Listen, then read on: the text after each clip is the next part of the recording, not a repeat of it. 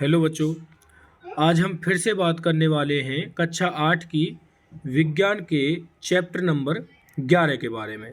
बच्चों, हम अच्छी तरीके से 10 चैप्टर्स को समझते हुए कंप्लीट कर चुके हैं। बच्चों, आशा करता हूं कि आपको वो 10 चैप्टर अच्छे से समझ में आए होंगे। आज हम बात करने वाले हैं चैप्टर नंबर 11 पर, जिसका नाम है विद्युत धारा के रासायनिक प्रभाव। तो बच्चों, विद्युत धारा जो कि करंट हमारे घरों में दौड़ता है, जो बिजली जिसे हम बोलते हैं, उसी को विद्युत धारा बोलेंगे। उसके कुछ रासायनिक प्रभाव भी होते हैं बच्चों, उनके बारे में इस चैप्टर में हम जानेंगे। चलिए बात कर लेते हैं। देखो बच्चों, इसमें ये दे रखा है चित्र ए एंड चित्र बी दे रखे हैं। ये चित्र ए है और ये चित्र बी है। इसमें आप देखेंगे बच्चों, यहाँ पर ये है, इसे बोलते हैं हम खुला परिपथ, और इसको बोलेंगे बच्चों बंद परिपथ। खुला परिपथ का मतलब होता है बच्चों कि जो सर्किट बना हुआ है तारों का, वो कंप्लीट नहीं है, वो कहीं ना कहीं से डिस्कनेक्ट है। जैसे कि पंखा चलाया और आपने अगर चटकनी बंद कर देते हैं तो उसे हम खुला परिपथ बोलेंगे, और अगर चटकनी चालू कर देते हैं तो उसे हम बंद परिपथ बोलेंगे। ठीक है बच्चों। तो इसमें आपसे क्या पूछा है कि विद्युत धारा का प्रवाह हो रहा है, तो अपने साथी के साथ हाँ। इसमें बच्चों चित्र ए में परिपथ खुला होने के कारण पंखा नहीं चलेगा, जबकि चित्र बी में परिपथ बंद होने के कारण पंखा चलेगा। ठीक है बच्चों। चलिए आगे बात कर लेते हैं। देखिए बच्चों, क्वेश्चन हमारे स्टार्ट हो जाते हैं यहाँ से। वे पदार्थ जो विद्युत का संचालन नहीं करते उन्हें विद्युत कुचालक बोलते हैं। बच्चों देखो, विद्युत कुचालक, दो प्रकार के पदार्थ बताए गए हैं यहाँ पर, विद्युत चालक और विद्युत कुचालक, या फिर सुचालक या फिर कुचालक बोल सकते हैं। ऐसे पदार्थ जिनमें करंट बह सकता है, मतलब एक जगह से दूसरी जगह करंट जा सकता है, उन्हें सुचालक बोलते हैं बच्चों। और जिनमें करंट नहीं आता है जिन वस्तुओं में, उनको कुचालक बोलते हैं। ठीक है। अगला है दूसरा, एलईडी का पूरा नाम क्या है बच्चों। बच्चों, एलईडी जो हम घरों में बल्ब के जगह पर यूज करते हैं उसे एलईडी बोलते हैं, और उसका फुल फॉर्म आपसे पूछा है। देखिए, एलईडी होता है बच्चों लाइट एमिटिंग डायोड, ये इंग्लिश में फुल फॉर्म होती है, लेकिन अगर हिंदी में बात करें तो बच्चों इसकी फुल फॉर्म हो जाएगी प्रकाश उत्सर्जक डायोड। ठीक है। चलिए आगे बात कर लेते हैं। लोहे को जंग लगने से बचाने के लिए उस पर जिंक धातु की परत चढ़ाई जाती है। बच्चों, यहाँ पर हम विद्युत के रासायनिक प्रभाव पढ़ रहे हैं, और विद्युत की मदद से ही एक धातु पर दूसरी धातु की परत चढ़ाई जाती है। इसे भी हम विद्युत का क्या बोलेंगे, रासायनिक प्रभाव ही बोलेंगे। चलिए अगला क्वेश्चन है, किसी चालक द्रव में विद्युत धारा प्रवाहित होने पर रासायनिक अभिक्रियाएं होती हैं। अगला है, नमक युक्त विलयन विद्युत का सुचालक होता है। चलिए देखिए बच्चों, आगे बात कर लेते हैं। क्वेश्चन नंबर 2 है, दिए गए परिपथ में दोनों तारों के मध्य किस वस्तु को रखने पर बल्ब जल जाएगा। देखिए बच्चों, मैं बात कर लेता हूँ। यहाँ पर ऑप्शन कुछ दे रखे हैं हमारे लिए। देखिए, ये परिपथ है हमारे पास, ये वाला परिपथ है, इसमें ये बैटरी लगी हुई है बच्चों, ये बल्ब लगा हुआ है, और यहाँ से परिपथ बच्चों खुला हुआ है। अगर यहाँ पर हम ऐसा क्या लगाएं जिससे कि ये बल्ब जलने लग जाए, तो बच्चों गंधक नहीं लगाएंगे, क्योंकि ये इसमें करंट नहीं आता है। कोयले में करंट नहीं आता है, लकड़ी में भी करंट नहीं आता है। तो बच्चों यहाँ पर क्या लगाएंगे हम, लोहे की छड़ लगाएंगे बच्चों, लोहे में करंट आता है। चलिए आगे बात कर लेते हैं। देखिए बच्चों, यहाँ पर हमारे लिए दो चित्र दे रखे हैं, चित्र अ और चित्र ब, और इन दोनों में दो द्रव भी दे रखे हैं बच्चों। ठीक है। तो इसमें क्या बोला है, विद्युत चालन की जांच करने के लिए एक संपरीक्षित का प्रयोग किया गया है। यह देखा गया कि संपरीक्षित का बल्ब द्रव आ के लिए चमकीला दीप्त हुआ, जबकि द्रव बा के लिए अत्यंत धीमा दीप्त हुआ। निम्नलिखित में से कौन सा कारण सही है। बच्चों, ये जो चित्र आ है आपका, चित्र आ जो है, इसमें बल्ब जो है वो अच्छी तरीके से जल रहा है, जबकि इसमें धीमे जल रहा है। तो बच्चों इसका मतलब है कि इसमें जो विलयन यूज हो रहा है चित्र आ में, ये विद्युत का अच्छा सुचालक है, जबकि चित्र बा में जो विलयन यूज हो रहा है वो विद्युत का अच्छा सुचालक नहीं है। ठीक है बच्चों। चलिए अब इसमें अगर हम ऑप्शन देखें तो ऑप्शन बी है, द्रव आ द्रव बा से अच्छा चालक है। तो बच्चों हमारा आंसर क्या हो जाएगा, बा हो जाएगा। ठीक है। चलिए आगे चलते हैं।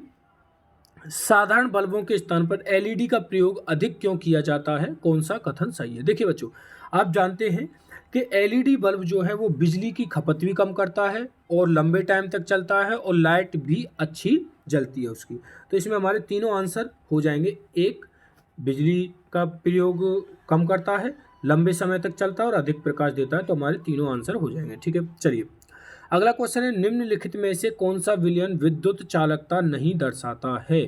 तो बच्चों विद्युत चालकता, कौन सा विलयन जो है वो विद्युत चालकता नहीं दर्शाएगा। देखिए बच्चों, नींबू का रस विद्युत चालकता दर्शाता है, नींबू का रस विद्युत चालकता दर्शाता है। अब साबुन का घोल भी विद्युत चालकता दर्शाता है बच्चों। सिरका भी थोड़ा बहुत विद्युत का चालक है, लेकिन शक्कर का विलयन जो है वो विद्युत का चालन नहीं कर। चलिए बच्चों, एक विद्युत धारा उत्पन्न कर सकती है। एक विद्युत धारा, देखिए बच्चों, तापीय प्रभाव, रासायनिक प्रभाव और चुंबकीय प्रभाव, तीनों ही प्रभाव ये उत्पन्न कर सकती है। कैसे बच्चों, देखिए जो प्रेस होती है उसको जब हम उसका तार लगा देते हैं बोर्ड में तो वह गर्म हो जाती है, तो ये तापीय प्रभाव हो गया बच्चों। रासायनिक प्रभाव बच्चों, यदि हम रासायनिक प्रभाव देखें बच्चों, यदि हम मोबाइल को चार्ज में लगा देते हैं तो वो चार्ज होता है कि नहीं होता, ये विद्युत का रासायनिक प्रभाव हो गया। चुंबकीय प्रभाव बच्चों, विद्युत से चुंबक भी बनाई जाती है बच्चों, ठीक है, तो वो चुंबकीय प्रभाव हो जाता है। चलिए अगला है, आसुत जल में विद्युत का चालन क्यों नहीं होता, कारण लिखिए। सबसे पहले बच्चों बात करें आसुत जल क्या होता है। आसुत जल होता है बच्चों शुद्ध पानी, बिल्कुल शुद्ध पानी होता है बच्चों, जिसमें किसी भी प्रकार की कोई भी अशुद्धि नहीं हो, तो बच्चों शुद्ध पानी बोलते हैं उसे। और आसुत जल में कोई भी आयन नहीं होता है बच्चों, कोई भी आयन नहीं होता है। इस कारण जो आसुत जल है वो विद्युत का चालन नहीं करता है। ठीक है बच्चों, समझ में आ गया होगा। चलिए आगे चलते हैं। देखिए प्रश्न नंबर 2, दिए गए पदार्थों को विद्युत के चालक एवं कुचालक पदार्थों के रूप में वर्गीकृत कीजिए। देखिए बच्चों, विद्युत चालक पदार्थ तांबा, एल्युमिनियम, लोहा, और विद्युत कुचालक पदार्थ रबड़, प्लास्टिक और लकड़ी हो जाएंगे। चलिए आगे बात कर लेते हैं। जब किसी तार में विद्युत धारा प्रवाहित की जाती है तो उसके पास रखी चुंबकीय सुई पर क्या प्रभाव पड़ता है। बच्चों जब किसी चालक तार में जब विद्युत धारा हम प्रवाहित करेंगे तो उसके पास रखी जो चुंबकीय सुई होती है उसमें विक्षेपण होता है। विक्षेपण का मतलब होता है बच्चों कि चुंबक की जो सुई है वो हिलती है। ठीक है, चलिए अगला है, विद्युत धारा के रासायनिक प्रभाव से आप क्या समझते हैं। तो बच्चों जब विद्युत धारा को किसी विद्युत चालक विलयन में प्रवाहित किया जाता है तो उस विलयन में रासायनिक अभिक्रियाएं होने लगती हैं, इसी को विद्युत धारा का रासायनिक प्रभाव बोलते हैं। ठीक है, अगला क्वेश्चन है बच्चों, चित्र में दर्शाई गई व्यवस्था में बल्ब नहीं जलता, बल्ब ना जलने से के संभावित कारण लिखिए। बच्चों देखिए ये जो चित्र आपके लिए दे रखा है, ये जो दे रखा है, अब इसमें एक विलयन लगाया हुआ है। ठीक है, विलयन लगाया हुआ है, बाकी पूरा परिपथ आप देखें तो पूरा परिपथ क्या है बच्चों, बंद है, पूरा परिपथ बंद है। तो संभावना हो सकती है कि यहीं से जो है वो करंट पास नहीं हो रहा होगा। तो दर्शाई गई व्यवस्था में यदि बल्ब नहीं जलता है क्योंकि परिपथ बंद है तो बल्ब नहीं जलने का संभावित कारण विलयन कुचालक है। इसका मतलब ये जो विलयन है ये क्या है बच्चों, विद्युत का कुचालक है। आगे चलते हैं।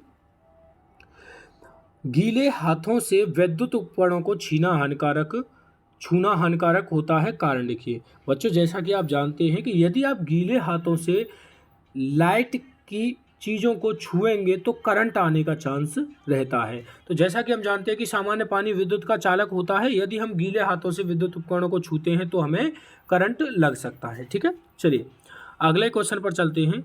आपको समुद्री जल एवं आसुत जल दिए गए हैं, इनमें से कौन से जल का उपयोग आप परिपथ में चालक के रूप में करेंगे। बच्चों अभी बताया था आसुत जल होता है शुद्ध पानी, शुद्ध पानी जिसमें किसी भी प्रकार का कोई भी आयन नहीं होता है। जब कोई आयन नहीं होगा तो विद्युत प्रवाहित नहीं होगी।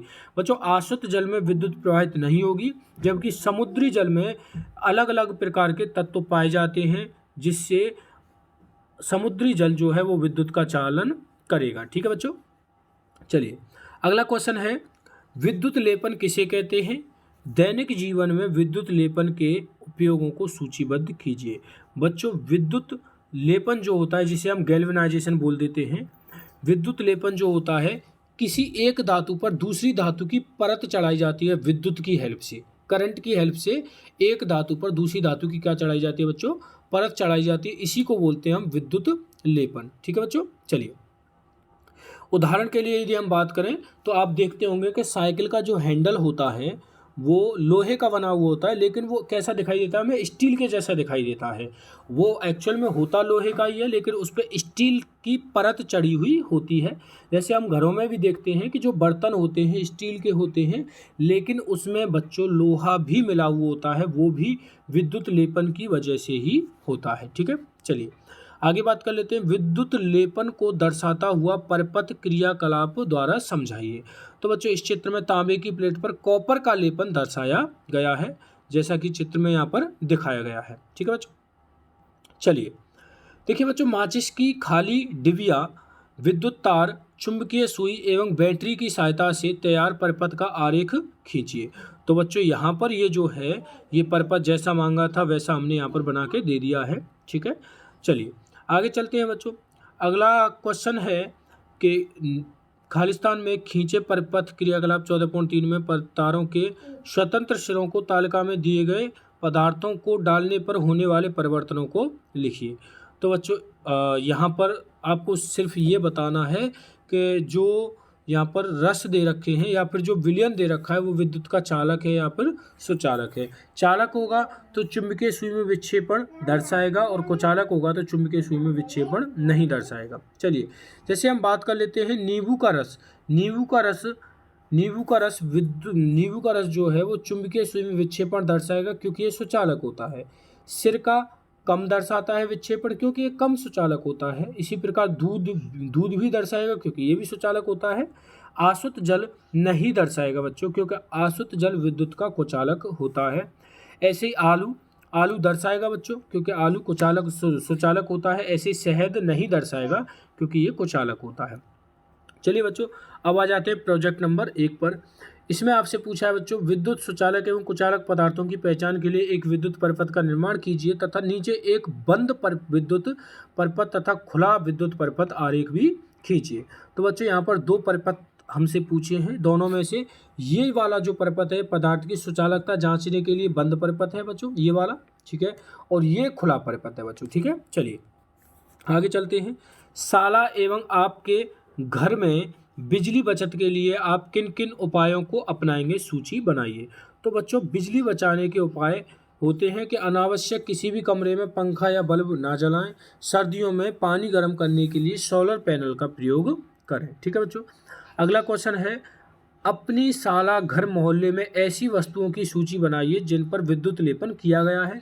तो बच्चों साइकिल का हैंडल काफ़ी चमकीला होता है, उस पर लेपन किया गया है। मोटरसाइकिल का मडगाटर होता है, पानी पीने वाले गिलास आदि। ठीक है, तो अगला क्वेश्चन है, अपने घर की कुछ ऐसी वस्तुओं की सूची बनाइए जिनमें विद्युत धारा प्रवाहित होती है। तो बच्चों रसोई घर में स्टील के बर्तन हो गए, पेंसिल के अंदर कार्बन, साइकिल आदि, ये सभी क्या हैं बच्चों, विद्युत के सुचालक हैं। ठीक है बच्चों, चैप्टर हमारा खत्म हो गया है यहाँ पर। आशा करता हूँ अच्छे से समझ में आया होगा बच्चों। अच्छे से समझ में आया है तो वीडियो को लाइक कीजिए, कमेंट कीजिए। यदि किसी प्रकार की आपको प्रॉब्लम है तो बच्चों चैनल को भी आप सब्सक्राइब कर लेना बच्चों, जिससे कि हमारी आने वाली प्रत्येक वीडियो का नोटिफिकेशन आपको मिल सके। धन्यवाद।